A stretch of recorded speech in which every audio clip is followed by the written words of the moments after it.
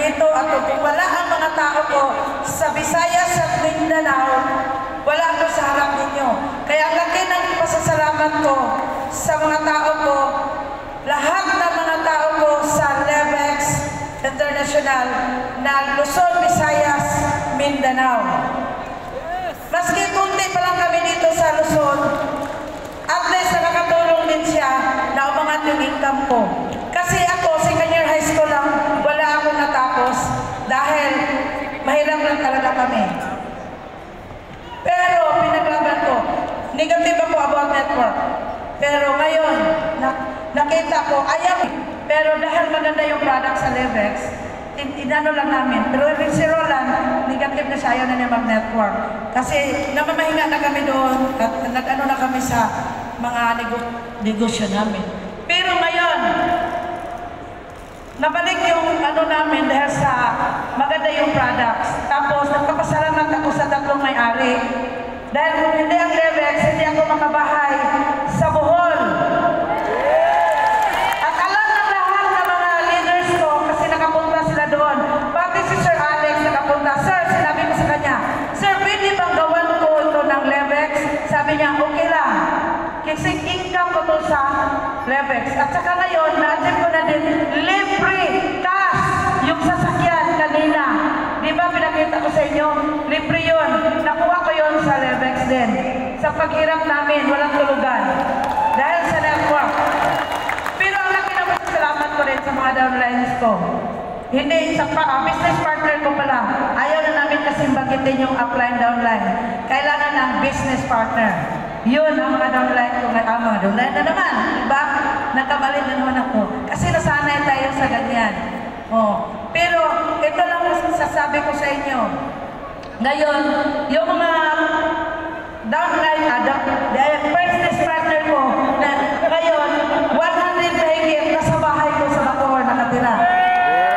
Kaya kung nakita nyo ako, na parang pilay-pilay ako, sa totoo lang. Doon sa pagbili ko ng mga pong, kasi kulang kasi kami ng pong, na higaan nila, nagbili ako ng 12 ka higaan nila. Ang nangyari, na ano ako, na dahil sa kakakbo-kakbo, dahil na-close na, nagbinta ng Bisaya to, ano lang, bulol-bulol. Kaya tingnan mo pa ako, namamaga pa, pero pinilit ko. Pinilit ko, hindi nyo nakita. Grabe, pinilit ko.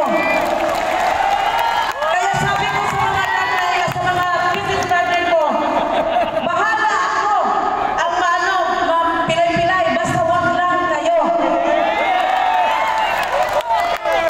Yun, 5 pa sila dumating, hanggang 9 pa sila uwi. Kasi banding kami, lahat. Kaya, yun lang.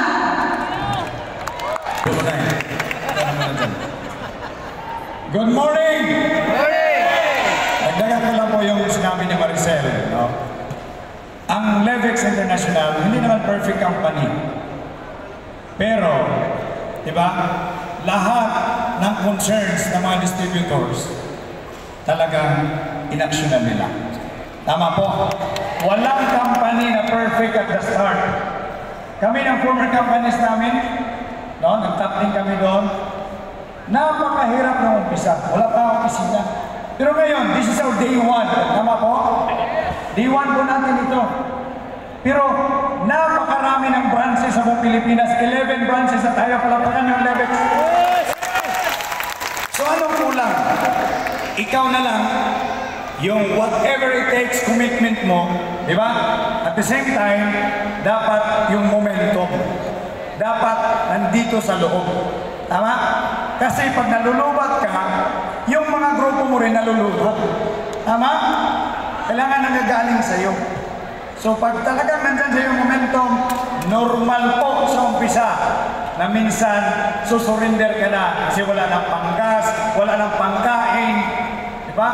Minsan marami pang mga problema sa pamilya, tuition fees, bayaran sa bahay, tama?